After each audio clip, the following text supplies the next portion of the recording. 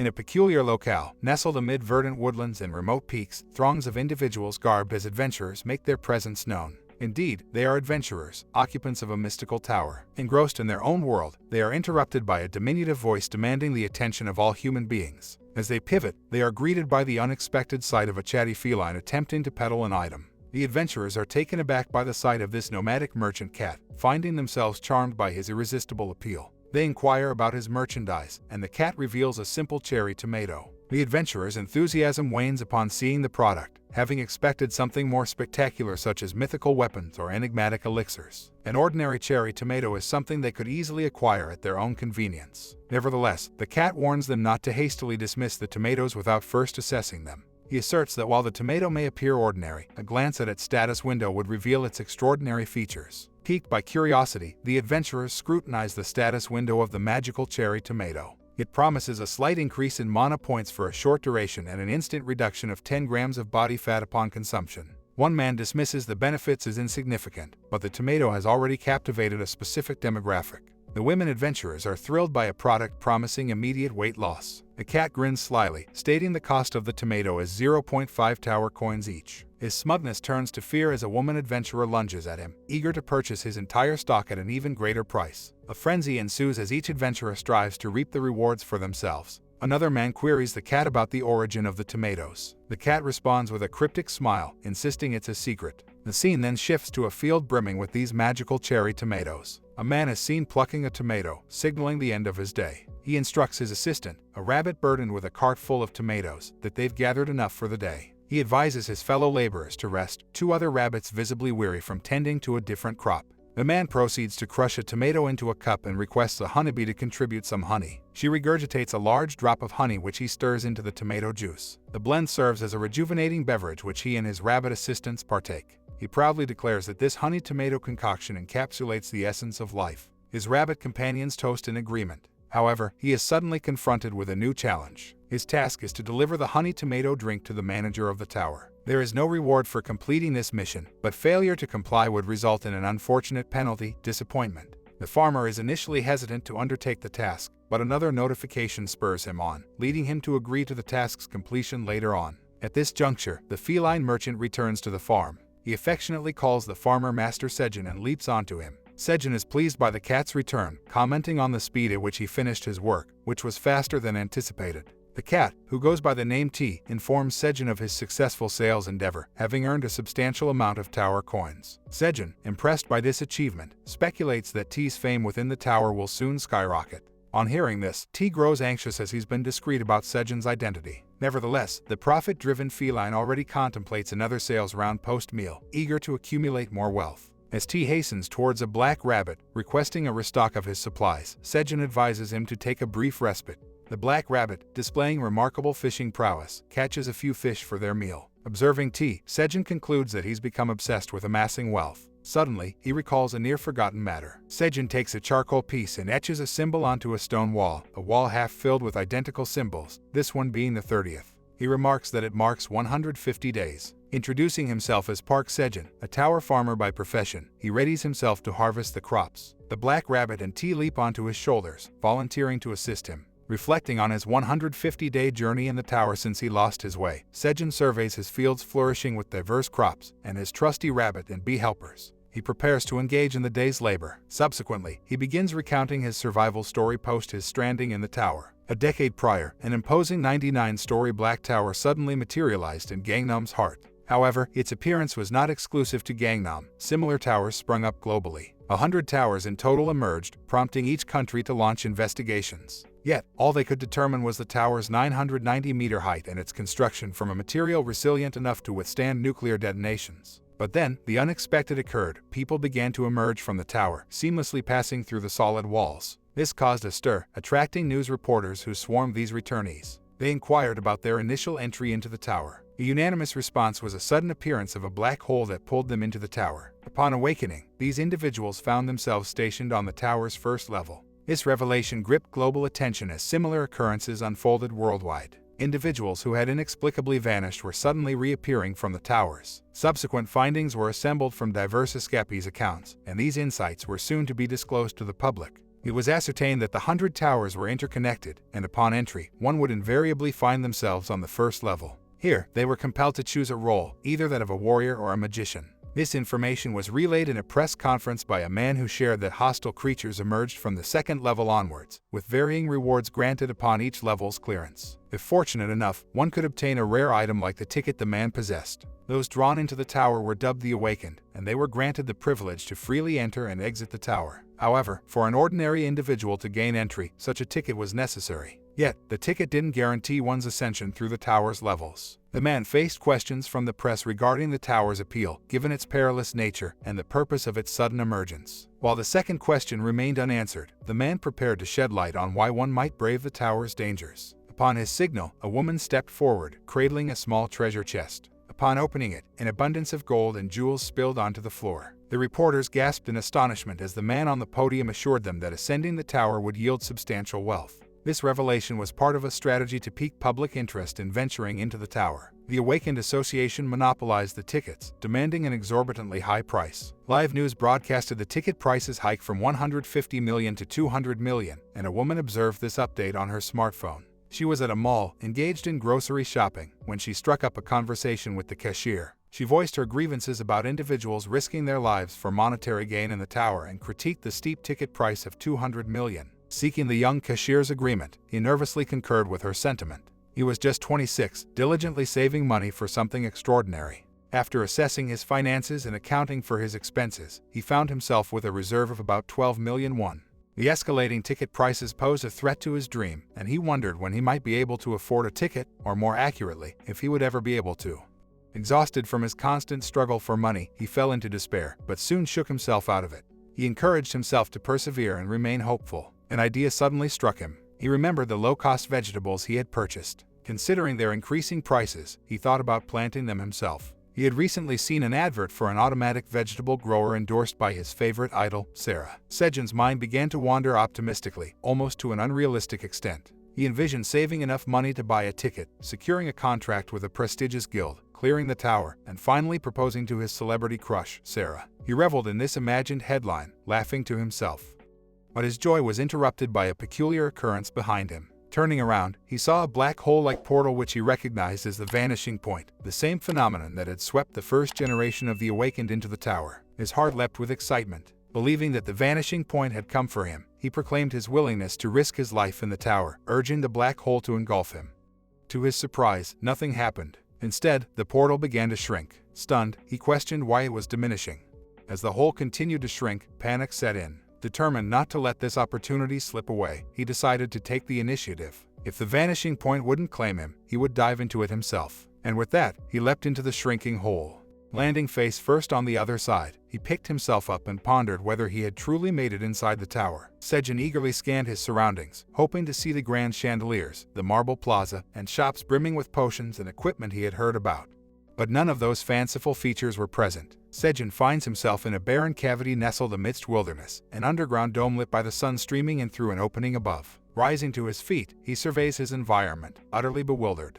His disbelief evolves into a satisfied exclamation as he shouts, questioning his unknown location. He appears to be in a remote forest, far from the towering structure he expected.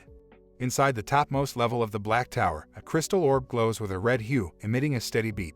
A dragon's silhouette can be seen gazing at the orb in surprise. The orb has sensed a disturbance in the tower, and it falls to the dragon, as the tower's overseer, to identify the cause. Yet neither the dragon nor Sejun are currently aware of each other's existence. Sejun thinks back to the descriptions of the tower's first floor given by the Awakened in their interviews. Some spoke of a sprawling palace filled with a plethora of purchasable items, while others emphasized the significance of a training hall. But as Sejun scrutinizes his environment, he questions where he is. His surroundings consist of a small pond, a sunlight entrance above, and enclosing cave walls. This is his entire world for the moment. Feeling defeated by his circumstances, Sejun collapses in a corner, visibly drained and crushed. He has spent the entire day searching the cave to no avail, finding neither an exit nor signs of a training ground or shop. His cries for help have echoed unanswered, suggesting he's alone in this place. A dreadful possibility dawns on him: he's lost inside the tower.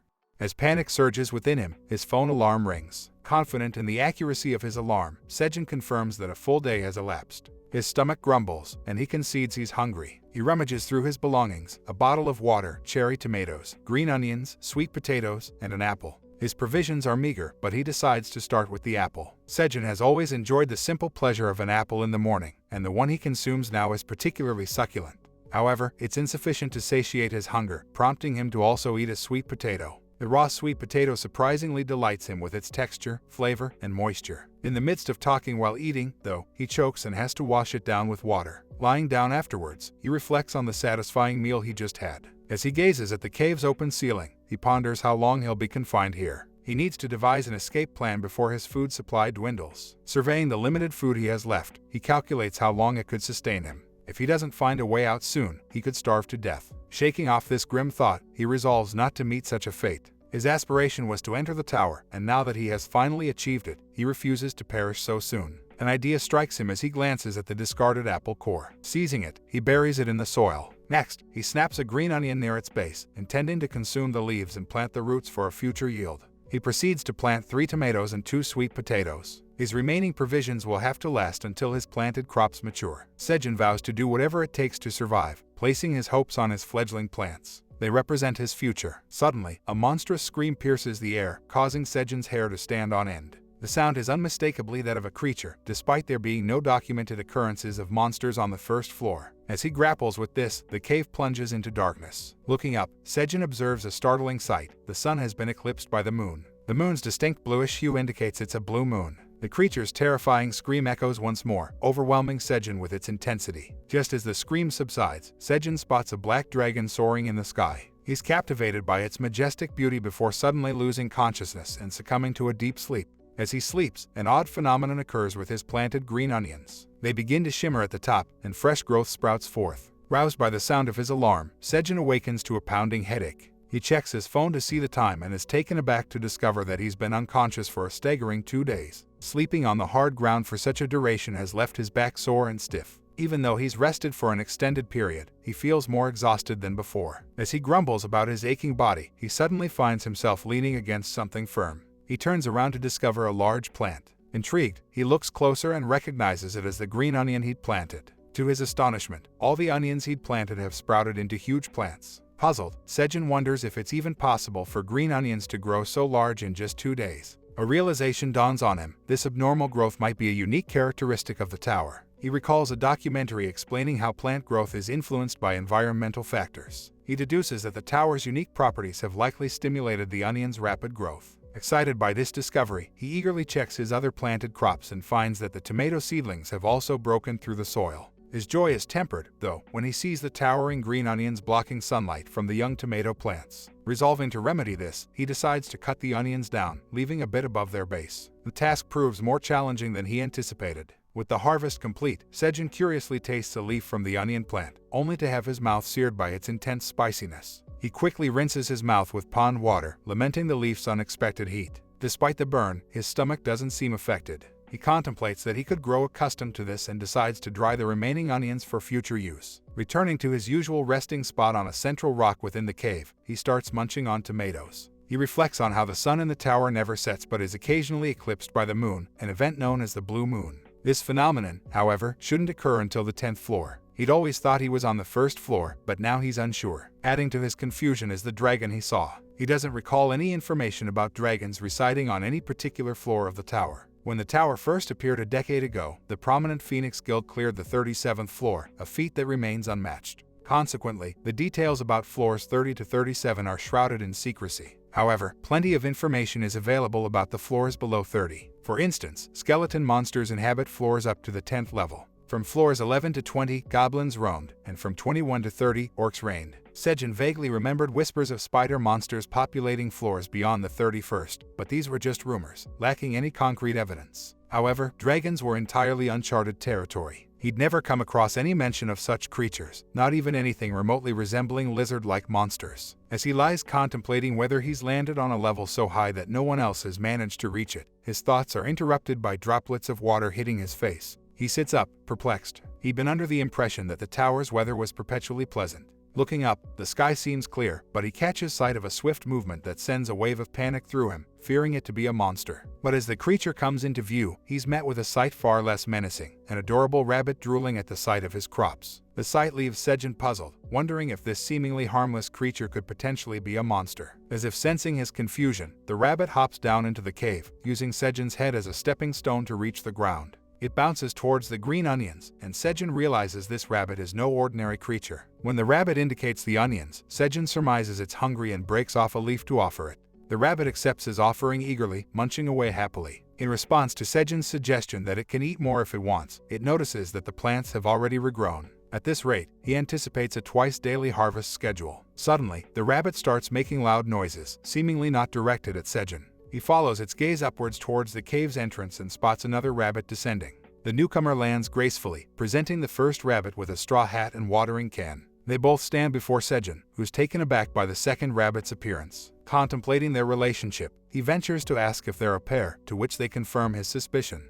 Inspired by their arrival, Sejin decides to chronicle his experiences in the tower, with the first entry dedicated to the tale of the rabbit couple who made their home in his cave. Embracing their roles, the rabbits assist Sejin in tending to and harvesting his crops. As they go about their work, their lively chatter fills the cave. Even though he can't comprehend their language, Sejin can tell they make a wonderful couple. Reflecting on the previous day's events, he recalls how the rabbits had asked to live with him in the cave. Their adorable pleading almost overwhelmed him, and he agreed to their request, with one condition: they had to earn their keep by helping with the farming chores. The condition Sejin set was simple: if the rabbits could prove their worth, he would allow them to stay. He half expected this proposition to daunt them, but instead, they enthusiastically nuzzled against him, their soft fur tempting him to break his own rule and adopt them on the spot. Now, he watches them at work, amused by their cunning use of charm to bend him to their will. Sejin curiously inquires about the tools the rabbit couple wield. The male rabbit's watering can seems to possess an inexhaustible supply of water, while the female rabbit appears to pull an array of farming tools from a seemingly magical pocket.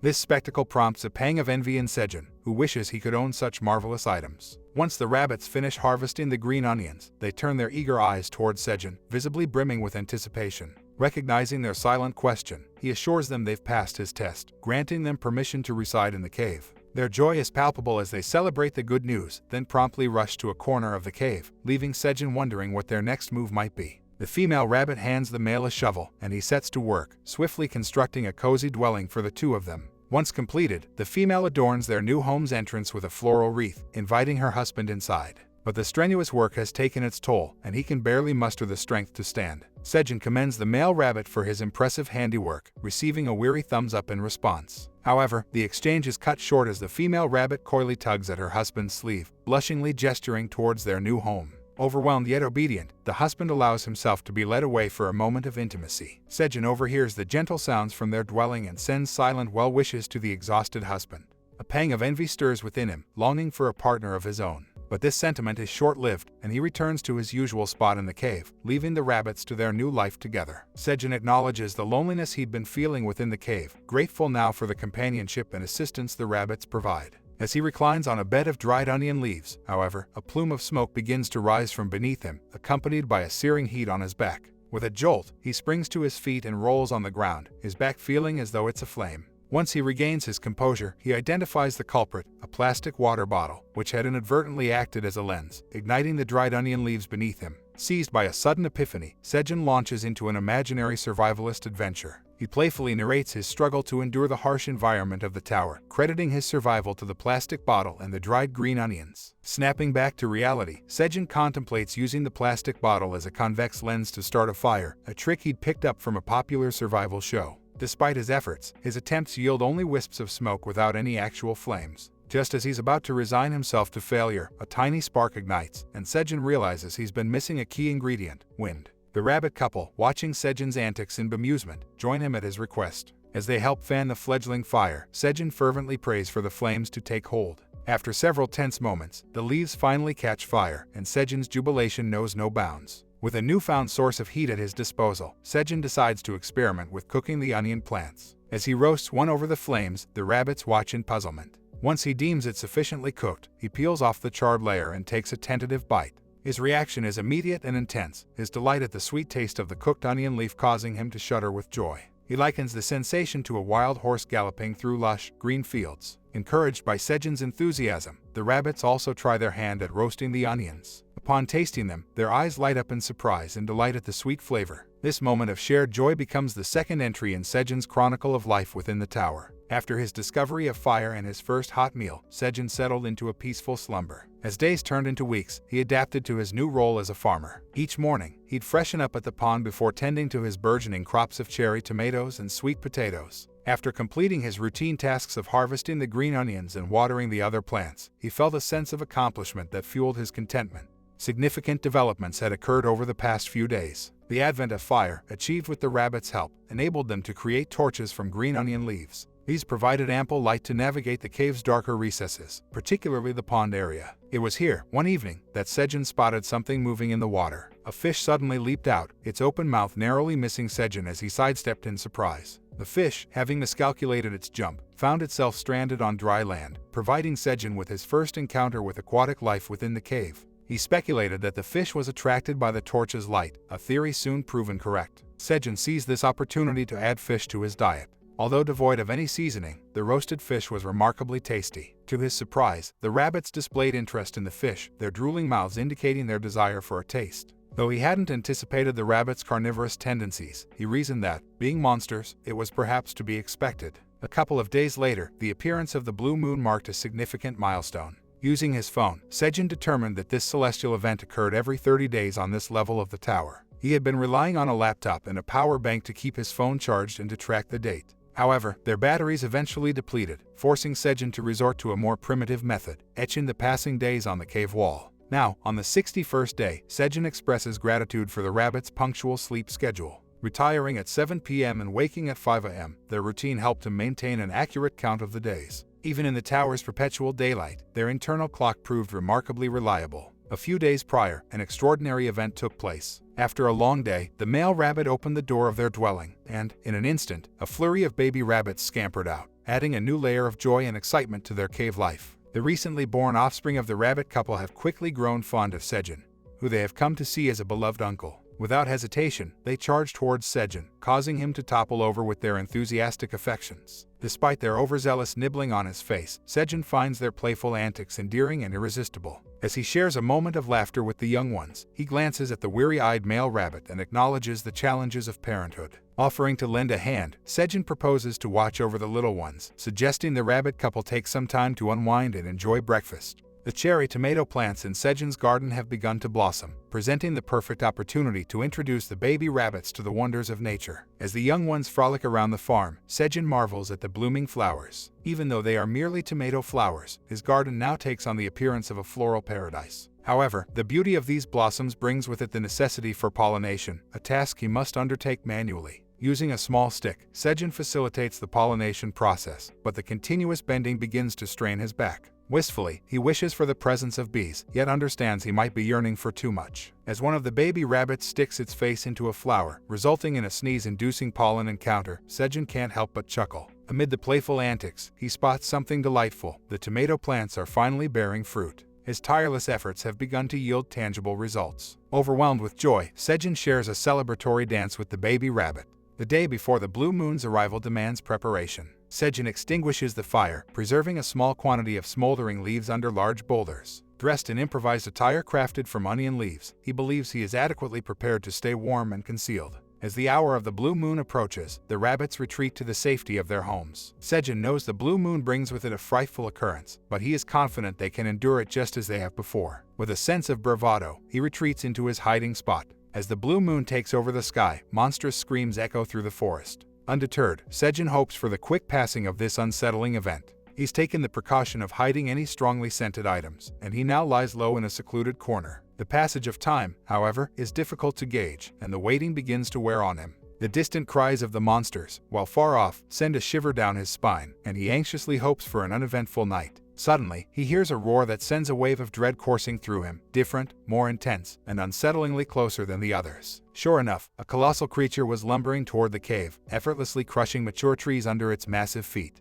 The entrance to the cave seemed minuscule compared to the towering size of the approaching monstrosity. From within the cave, Sejin watched in stunned silence as the creature neared, fear gripping him as he faced the bear-like monster. Fortuitously, the beast hadn't detected him yet, prompting Sejin to consider a more concealed hiding place. With a trembling hand, he reached for his bag, aiming to move discreetly. Regrettably, as he attempted to move his belongings, the contents of his bag spilled out. The echoing clatter of an empty water bottle drew the attention of the beast. Sejin's gaze flickered between his scattered possessions and the behemoth attempting to peer into the cave. Overwhelmed with terror, Sejin let out a scream, which was met by a mighty roar from the creature. However, moments later, Sejin was unconscious, with the rabbits earnestly attempting to rouse him. When the young one's efforts proved fruitless, the male rabbit jolted Sejin awake with a firm slap. Awakening with a start, the terrifying image of the monster was still fresh in Sejin's mind. He frantically queried the rabbits about the status of the blue moon. As his eyes scanned his surroundings, he realized the dreaded event had passed. The male rabbit explained that they had found Sejin unconscious, seemingly having fainted at the sight of the monster. But what had transpired after that remained a mystery to Sejin. He vaguely recalled being frozen in terror as the monster attempted to breach the cave, its roar echoing in his ears before everything went black. Shivering at the memory, Sejin acknowledged his near brush with death. Sensing his discomfort, the female rabbit swiftly set up a large fire and arranged a blanket made of onion leaves. With the young rabbits nestled beside him, Sejin settled by the fire. The female rabbit kindly offered him a roasted fish, for which he expressed gratitude. As he ate, it dawned on Sejin that the monster was aware of their location. Perhaps it was the presence of another creature or the cave's limited access that deterred it from causing harm, but there was no guarantee of safety if it returned. This time, luck had been on his side, but he knew he couldn't always rely on that. Having fought hard to survive this far, Sejin was determined not to succumb to such a threat.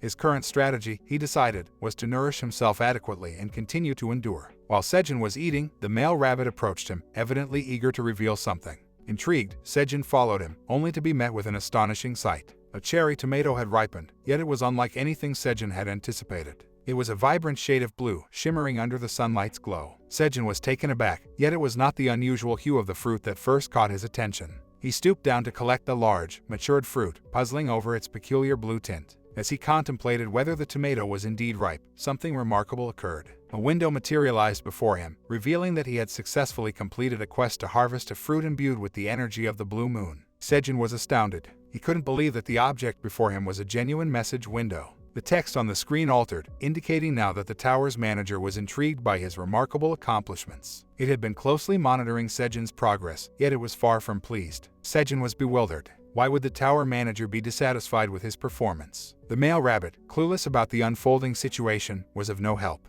The message window informed Sejin that he had not been formally invited, and the tower manager considered his presence a mistake to be concealed. A wave of shock washed over Sejin. Was his arrival in the tower an error? Outraged, he retorted that after enduring more than 2 months in this place, the audacity of the tower manager to label his presence as a mistake was preposterous. If that were truly the case, he should be sent back home at once. However, the window relayed that the tower master intended to eliminate Sejin to erase all traces of this blunder. Sejin was dumbstruck. He shouted at the screen, arguing that he had achieved something remarkable, and instead of reaping rewards, the manager sought to end his life. The system window fell eerily silent for a moment, and Sejin was left to ponder his fate. The next message, however, shifted his mood from fear and anger to sheer exhilaration. The tower manager was activating his awakening. A distinct energy enveloped Sejin as the message appeared. He could scarcely believe it and sought confirmation from the window that he had officially awakened within the tower. Eager to discover his assigned role, he hoped his intelligence would qualify him as a wizard. As the tower master allocated his position, Sejin awaited with bated breath. But his role was announced as a tower farmer with an F-rank proficiency. Sejin's excitement swiftly drained, replaced with a blank expression of disbelief. The messages from the window continue to inform Sejin about his role. His occupation ensures he remains healthy and in touch with nature, and he will gain experience points by cultivating crops. Sejin reels from this revelation. Inside the tower, the only known occupations were that of a warrior or a magician. How could he possibly be a farmer? He instructs the window to open his status, only to discover his talent is deemed average and his stats are all at the baseline of 1. His gaze is fixed on his status window, but his attention is solely on his ordinary talent. He imagines an unlikely scenario, one where he successfully clears the tower. He envisions himself as the chief guest on a late-night talk show. The host introduces him as the man who triumphed over the tower despite his mediocre talent. The host urges the audience to applaud for Sejin, then inquires about his role. Sejin, maintaining a cool demeanor, reveals he was the tower farmer, a revelation that somehow makes him alluring to everyone. But this imagined scenario is pitiful. Even though he has conquered the tower, he remains a mere farmer. He yells in exasperation and attempts to hurl the blue tomato onto the ground, declaring he has no use for it. However, seeing the frightened and worried expressions of the rabbits halts him. Sejin is startled by the impact his actions have on his friends. He glances at his farm, then at the tomato he still holds. The process of growing it was a shared effort. They had all strived to reach this point. Deciding he will continue farming, Sejin reassures the rabbits, and they show their joy. As he examines the blue tomato in his hand, another information window pops up, describing the tomato. It was a magical cherry tomato, infused with the power of the blue moon. Not only was it delicious and nutrient-rich, but it also had the power to permanently increase one's MP by 0.05 when eaten. Sejin is astounded. The tomato he held was an actual item. Although the effect was minimal, it was permanent and could enhance one's stats. Sejin marvels at his achievement. He had managed to cultivate something as extraordinary as this. However, the tower manager, observing him from afar, remains displeased with the unfolding events. As Sejin expresses his gratitude to the rabbits and revels in the shared accomplishment, a new message appears before him. A quest had been activated. He was required to present the blue cherry tomato to the tower manager. The quest promised a job-related skill as a reward, but rejection meant facing a deadly penalty. Sejin scrutinizes the message, and as the reality of the death penalty sinks in, fear grips him. He questions the window, hoping this is some cruel jest. He accuses the tower manager of extortion, disguising his demands as a quest. Sejin asserts that if the manager desired the tomato, he should request it respectfully, without resorting to such sinister tactics. Venting his frustration brings Sejin some relief, but he ponders over how little his life must mean to the manager if he would threaten him with death over a single tomato. Still, the prospect of death does nothing to bolster his courage. Resigned, he proffers the blue tomato to the manager, pleading for his life. The tomato, along with his hands, disappear, and a message declaring the quest's completion appears. The next window reveals the quest reward, and Sejin's anticipation is reignited. He had been so preoccupied with the threat of death that he momentarily forgot about the reward. He flippantly praises the tower manager for his generosity before deciding to inspect the skill he has received. Upon opening the quest reward, he discovers it's the skill of sowing at level 1, a skill that slightly improves the chances of seed germination. The realization leaves Sejin unsure of how to respond, but disappointment prevails. However, he manages to console himself with the thought that as a tower farmer, the reward was probably as significant as it could get. He ventures into the cave's darker recesses with a torch, and a fish leaps towards the flame. Sejin strikes it with a club fashioned from green onion stems and leaves, sending it onto the land. The fish, now lifeless, is revealed to be a piranha. The information window informs him that he has earned 2 experience points for slaying the piranha. This was the 5th fish Sejin had managed to catch, bringing his total experience points to 10.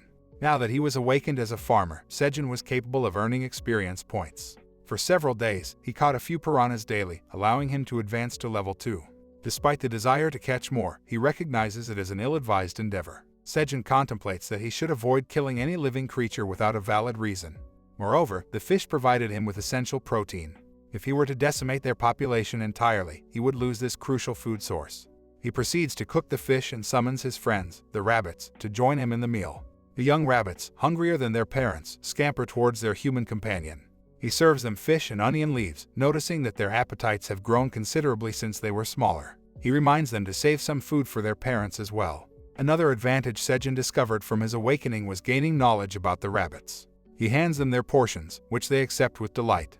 They were known as farmer white rabbits, which sparked some theories in Sejin's mind about how they ended up in his company.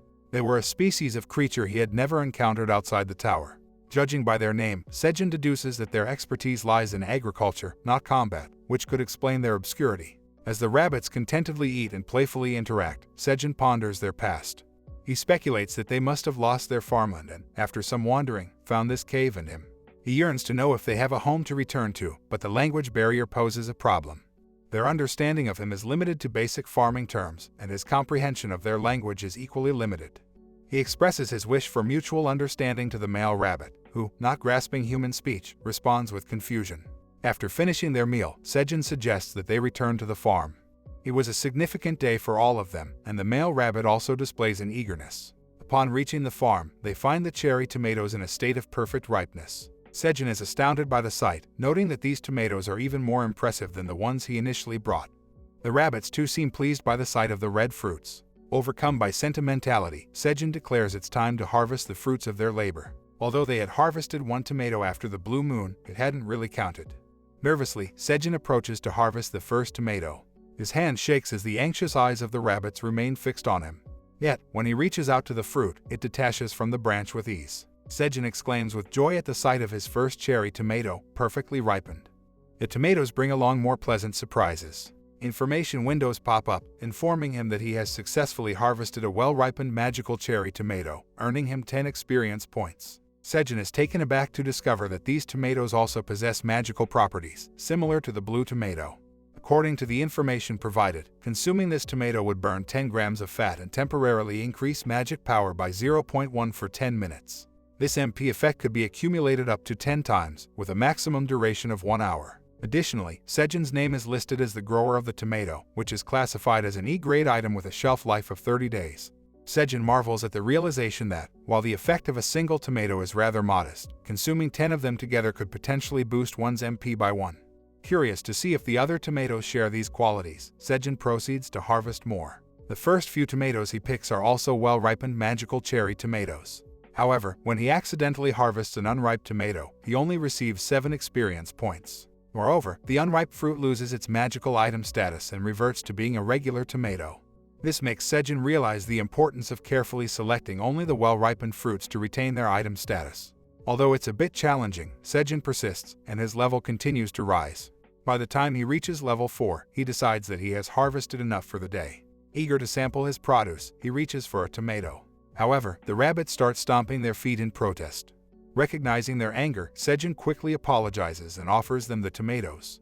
After all, they had all worked together to achieve this success, and thus should all partake in the rewards.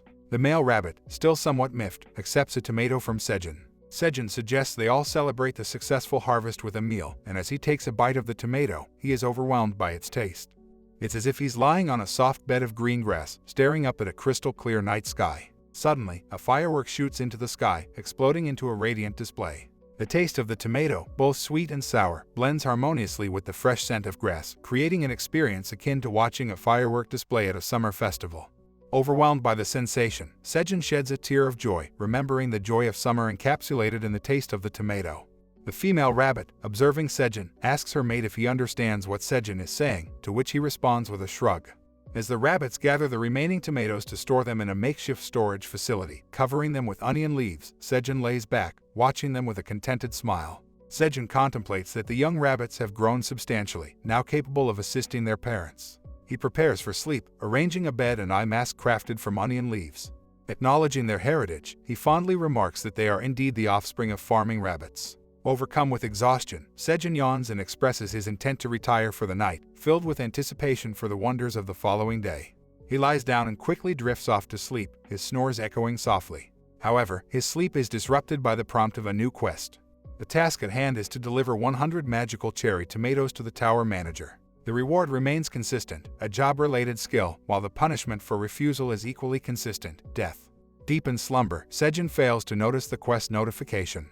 Suddenly, a loud alarm-like sound erupts from the quest window, jolting him awake.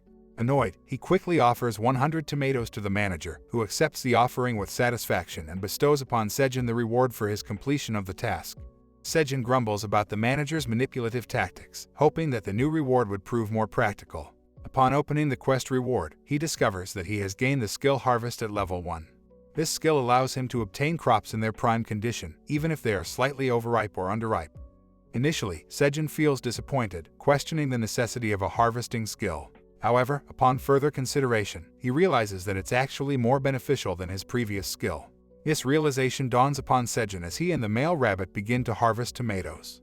Whenever he picks slightly overripe or underripe tomatoes, his new skill activates, refining them to their ideal state. As he continues, the proficiency of his harvest skill improves, and his experience points increase concurrently. Sejin acknowledges the convenience of this skill, as it allows him to harvest the cherry tomatoes without waiting for them to reach perfect ripeness, making the process faster and more efficient. Upon completing the harvest, Sejin suggests to the male rabbit that they should bring the remainder of the harvest home. Suddenly, another quest notification appears. Sejin had been expecting it, but he is taken aback to find that this quest offers no reward. He scoffs at the manager, labeling him a thief for not providing a reward. However, considering how much the previous reward has aided him, Sejin grudgingly decides to give him the tomatoes. The male rabbit is left dumbfounded as Sejin unknowingly entangles himself in a repetitive cycle. The tower manager's relentless pursuit of quests escalates, each one becoming increasingly demanding, indicating a never-ending greed. The required quantity of tomatoes grows exponentially, culminating in an audacious quest where Sejin is expected to deliver 500 tomatoes without any promise of a reward. Still, the penalty for refusal remains a death sentence. Sejin's patience wears thin, and he resolutely refuses to fulfill the outrageous demand, much to the surprise of the tower manager. This marked the first instance where Sejin defiantly challenged the manager's avarice, a significant entry in his chronicles of navigating the tower's labyrinth. After his composed refusal, Sejin explodes in frustration, pointing out that the manager has already taken hundreds of tomatoes, leaving barely enough for him and the rabbits to sustain themselves. However, the tower manager dismisses his concerns, stating that the issue is a farmer's burden, not his. The manager commands Sejin to cease his protests and submit the cherry tomatoes. This only fuels Sejin's anger further. He argues that he has labored tirelessly and endured much hardship to cultivate the tomatoes. The tower manager dismisses Sejin's effort, stating that his task was as simple as sowing seeds and accusing him of overreacting. At this point, the manager's words hit a nerve with Sejin. He defiantly announces that he refuses to hand over his hard-earned crops out of principle. The tower manager is taken aback, but Sejin disregards his messages, focusing instead on his onion harvest.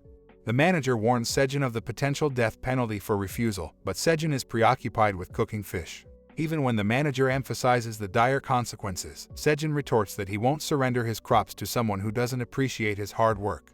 The manager maintains that it was Sejin's duty and as his superior, he should obey his commands.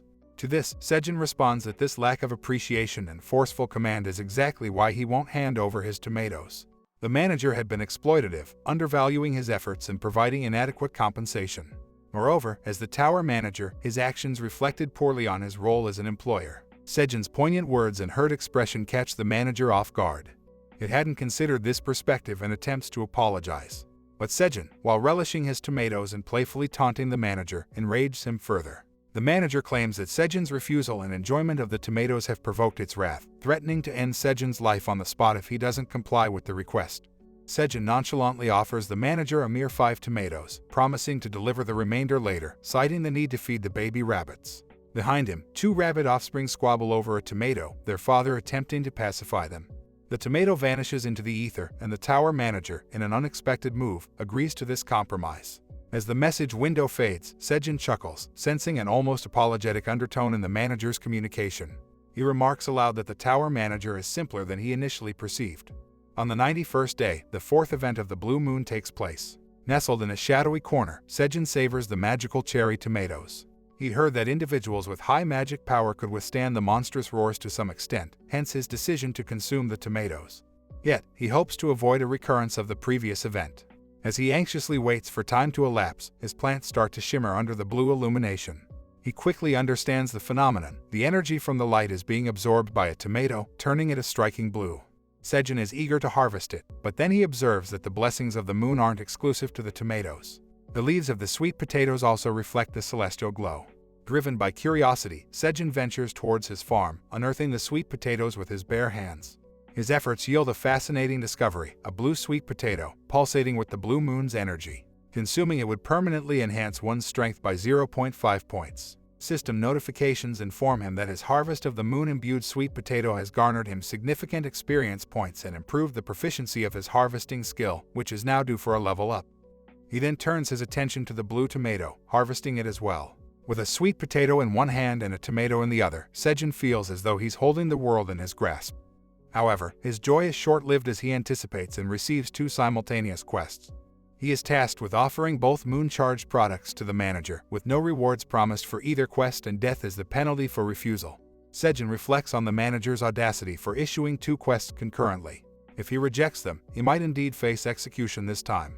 However, Sejin has a strategy to navigate this predicament. Sejin presents 500 tomatoes to the manager, suggesting that they must first settle the previous quest. The manager readily accepts the tomatoes, expressing satisfaction with the offering. However, it questions Sejin's delay in handing over the energy-infused crops. Sejin, retracting his earlier understated assessment of the manager, apologizes and requests a pass for the day, promising to deliver the items later. The manager, albeit with a sigh, agrees to this arrangement. Sejin then ponders over the special items in his possession, wondering about their fate. But the answer is quite obvious. He pops the blue tomato into his mouth, experiencing an explosion of flavor reminiscent of a vibrant summer festival with its accompanying fireworks. The system notification informs him that his magic power has permanently risen by 0.5 as a result of consuming the tomato. Overwhelmed by hunger and desire, Sejin wraps the blue sweet potato in onion leaves and tosses it into the fire, wishing he had tin foil. Nevertheless, the versatile onion leaves suffice. He expresses joy, claiming that anticipation for a delightful meal is the sweetest time. As the blue moon fades, the rabbits emerge, their curiosity piqued by Sejin's culinary activity. He assures them that their arrival is perfectly timed, as he was about to summon them. With great excitement, Sejin introduces them to the moon-charged sweet potato, its enticing aroma making the rabbits salivate. He suggests that they all share this modest treat, but the male rabbit steps forward, shielding his family, and seemingly dissuades them from accepting Sejin's offer. Their disappointment is evident, and Sejin grasps the rabbit's intent. He wants Sejin to consume the singular sweet potato himself. Touched by this gesture, Sejin expresses gratitude towards the rabbit for considering his needs. However, he conceals the fact that he had already sampled the special treat. Feeling the sweet potato, Sejin takes a bite, only to scorch his tongue due to the intense heat, causing him to spit out the morsel he'd just bitten off from the sweet potato in his hand. As Sejin yells about the burning sensation on his tongue and the heat scorching his mouth, the rabbits gaze at the sweet potato that's now on the ground. The adult rabbit attempts to pick up a piece of the sweet potato, but his children outmaneuver him and snatch it away, only to taste it and quickly spit it out due to its scorching temperature. The cries of the baby rabbits echo in the space, and the male rabbit wears a disheartened expression, both for not getting any and for the wastage of the sweet potato. This incident marks yet another entry in Sejin's chronicles within the tower. Today's meal was quite a fiery one, much too hot for his preference. A few days later, Sejin finds himself informing the young rabbits that they will begin planting sweet potato sprouts. The rabbits look puzzled, and Sejin explains that it's the same thing they've been snacking on. He chides them and declares a temporary ban on the consumption of sweet potato sprouts for the young rabbits. This news hits the rabbits hard as the sweet potato sprouts have recently become their preferred nibble. They start voicing their objections to Sejin's decision, each displaying distinct reactions. Sejin, however, remains unmoved by their protests, believing that there would be nothing left to plant if the younglings kept eating the sprouts. Sejin tries to sway the rabbits by promising them a sumptuous sweet potato dinner. If they assist him in planting the sweet potato sprouts, he pledges to reward them with a special treat. Sejin has plans to enlarge the farm to make room for sweet potato cultivation and requires the rabbits' cooperation. Upon hearing about the special treats, their eyes light up and mouths water in anticipation. Sejin instructs them to get to work, and the rabbits begin planting the sprouts. The mother rabbit is busy harvesting green onions, and Sejin requests her to spare one plant, which would flower and provide seeds. He has deduced that he needs to sow a seed for an item to materialize, especially after many rounds of harvesting green onions yielded nothing special. In the newly expanded farm area, the young rabbits are diligently working. One digs holes, another plants the sprouts. However, off to one side, a particularly greedy baby rabbit struggles with the temptation of his favorite snack, succumbing to his desire and taking a bite off the leaf. Upon witnessing this act, the father rabbit reprimands his little one. Meanwhile, Sejin is occupied with harvesting the tomatoes, and he is bombarded with notifications from the tower system. His experience might have been minimal, but it was the final push he needed to advance. Having attained the requisite level, he has moved up from being an F-rank farmer to an E-rank farmer. His job level has progressed, and his occupation-specific abilities have been enhanced as a result. Sejin rejoices upon reaching level 8. To commemorate this achievement, he decides to prepare the promised treats a little sooner. He spears the cherry tomatoes onto a skewer when a message from the tower manager arrives. It seems the manager has been observing Sejin and is curious about his culinary activities for the day. The message vanishes quickly, and Sejin perceives this as relatively benign. He commences the grilling of the cherry tomatoes and then beckons the rabbits to feast. They abandon their tasks and scamper towards him. Sejin offers them specially roasted cherry tomatoes skewered onto bone spikes. A pop-up window detailing the roasted tomatoes emerges. The skewer Sejin employed is fashioned from sanitized piranha bones. The cooking process has made the tomatoes softer and more sugary. Each rabbit takes a skewer, their anticipation for the meal evident. Sejin tells them that it's an easy-to-carry and eat format but cautions them about the heat, advising them to cool it down before consuming. The rabbits, however, are already relishing it. Sejin then suggests that since they've already planted the sweet potato sprouts, they should unearth some sweet potatoes for dinner. As Sejin excavates the sweet potatoes, he discovers 5 sweet potatoes in a plant. He examines the information about them, and they're dubbed strength sweet potatoes. Its effects are akin to those of the magical tomato, but it enhances strength. Any consumer would gain an additional 0.1 strength for 10 minutes, and this effect could accumulate up to 10 times in an hour. The other benefit was that it would decompose 10 grams of fat and assist with digestion. This bonus would also apply to those who haven't undergone awakening. Sejin counts his haul. He now has 15 sweet potatoes, meaning he harvested 5 potatoes from each seed he planted. However, Sejin spots a fallen potato sprout. Not wanting to waste a single sprout, he plants it. This action triggers system notifications, informing him that his sowing skill proficiency is improving. This revelation helps Sejin understand that every act of planting qualifies as sowing. He also realizes that to enhance his skill level, he must take on all the planting tasks himself. Sejin quickly requests the baby rabbits to halt their work as he wants to handle it from here on out. In the meantime, inside its office, the manager attempts to replicate Sejin's recent actions. The manager possesses cherry tomatoes skewered and roasted over a fire. Upon tasting them, the manager immediately spits them out, finding them charred and bitter. However, it starts to wonder why its tomatoes turned out this way when humans seem to enjoy them so much. Then, the sweet flavor of the tomatoes begins to fill its mouth, and the manager appreciates their deliciousness. It utilizes a magical crystal ball to observe what Sejin is currently doing. When it sees Sejin sharing sweet potatoes with the rabbits, it is filled with rage. The manager exclaims, outraged at the audacity of starting a sweet potato feast without inviting it. After all, it is the Grand Black Dragon, Alien Fritten. In response, the manager promptly issues a quest to Sejin, demanding one roasted sweet potato. This quest comes without rewards, but the penalty for refusal is death. Sejin, however, is not inclined to fulfill this quest and asks the manager for a delay. The manager is taken aback and insists that it wants the sweet potatoes immediately. Failure to comply would have dire consequences. Sejin, maintaining composure, informs the manager that only one sweet potato remains. He challenges the manager, asking what reward it could provide in return. After some contemplation, the manager modifies the quest, introducing a reward, an additional occupation-specific skill. Sejin deems this reward acceptable and hands over the sweet potato to the manager. He then uncovers his reward, a level 1 seed store skill. Once activated, this skill permits Sejin to make a purchase at the seed store every 30 days. This revelation thrills Sejin. A seed store implies the ability to acquire items within the tower akin to what other awakened beings have. He expresses his excitement, remarking that this fantastic reward should have been offered earlier. Eagerly, Sejin triggers the skill, and the seed store opens. Before he can proceed, the store checks his transaction history and finds it empty. This thought prompts an essential question in Sejin's mind: how could he make purchases without any money? However, another message soon follows, stating that the store will provide entry-level services to its customer, Sejin. He is recognized as the seed store's first rookie-tier customer. As a result of his rookie-tier status, he is gifted with a single tower coin to be deposited in his seed store account. The tower coin materializes before him, leaving Sejin awestruck. He praises the seed store for its kindness and generosity. This tower coin is an internal currency used within the tower. However, in the outside world, its value equals 1,000,000 won. Sejin accesses the seed store to survey his purchasing options. The message window informs him that as a rookie, he can view 3 random seed types. Given his current level, Sejin can only purchase one type. The 3 seed options, red pepper, cabbage, or carrot, are displayed, and each can be bought at the rate of 1,000 seeds for 0.1 tower coin. Sejin chuckles at how accurately the term seed store describes the place. It sells only seeds.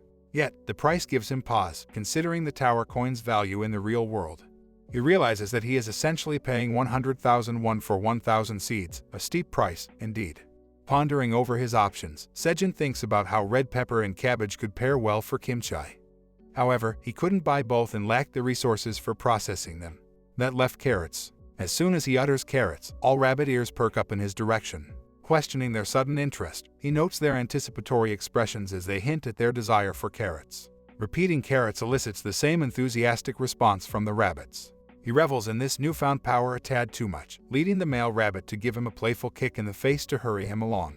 Eventually, Sejin acquires the carrot seeds for 0.1 tower coin, earning him a seed store mileage point. These points could be accumulated to enhance the level of his seed store, with the next level requiring a total of 100 points.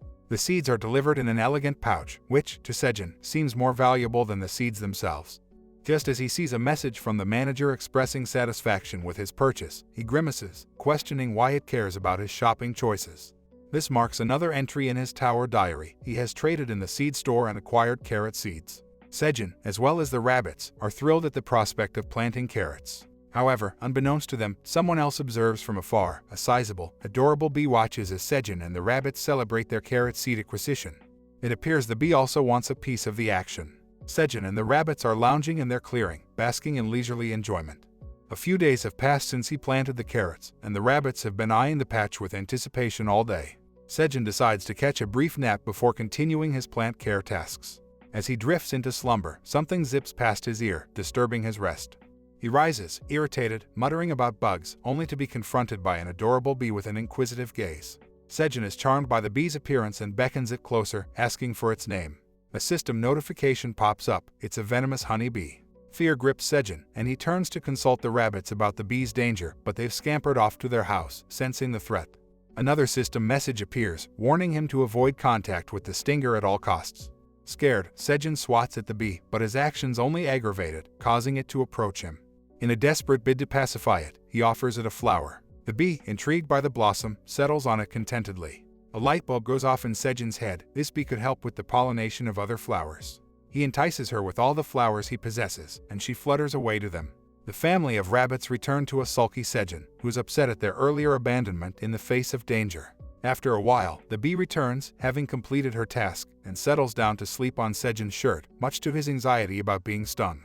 A new diary entry emerges, documenting the addition of a new family member, the bee. On the 120th day of cave survival, everyone diligently works on the plantation, each carrying out their responsibilities. The rabbit children frolic around, disrupting Sejin's work, while the bee has acclimated splendidly, efficiently performing her tasks. Later, Sejin gathers everyone for a meal. The bee started producing honey a couple of days ago, which gives a sweet undertone to the roasted onions, a flavor enjoyed by all. Sejin has successfully expanded his farm, despite earlier apprehensions regarding the venomous bee. He looks at a stone, recalling the impending blue moon day and hoping it passes without incident. On the 121st day, he stashes away all food supplies. The bee has been absent for the past few days, presumably preparing for the blue moon as well. Sejin notices the rabbits are acting peculiarly. He asks them if they should return home and notices them saying their goodbyes to each other. The parent rabbits retreat to their home, leaving the children behind in the clearing. Confused, Sejin cannot fathom their actions with the blue moon imminent. Moments later, the cave is bathed in the blue moonlight, signaling the day's arrival. Strange noises resonate behind Sejin, and he turns to investigate the cause. He is met with a terrifying sight. The rabbits have transformed into monstrous beings.